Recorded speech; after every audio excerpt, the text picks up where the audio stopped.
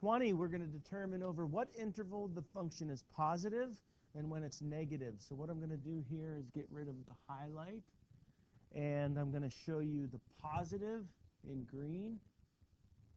Agree? Negative in yellow.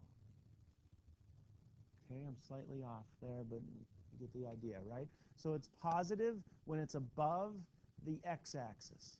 So the green is going to be right here. That's not green. The green is going to be right here. It's positive from negative infinity for x until I get to negative 4 for x.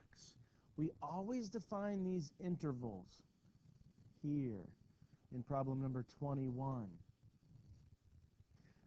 as a domain. Give me the domain, the x values where this function is positive.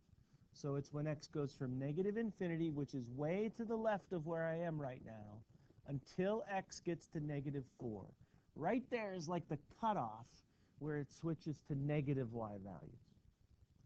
It becomes a negative y value anytime I'm between negative 4 for x, still negative, still negative, still negative, until I get back to here.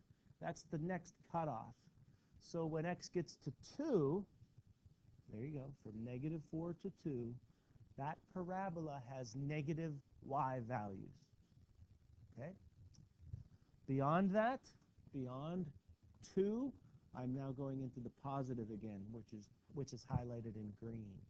So from 2 until infinity. It will never come back. It will always continue to rise and be positive. Now the opposite of that, not opposite, but another thing they'll ask you for is when it's increasing or decreasing.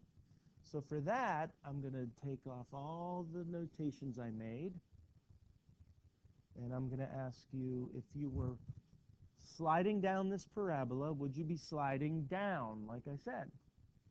Until when? Until x gets to what? It's all about the x. Until x gets to negative 1. I realize you get down to negative 9, and then you come back up.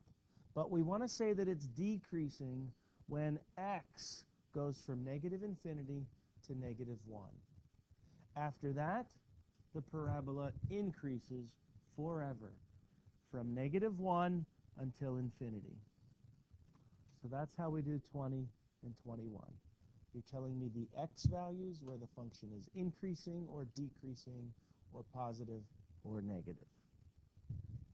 Okay?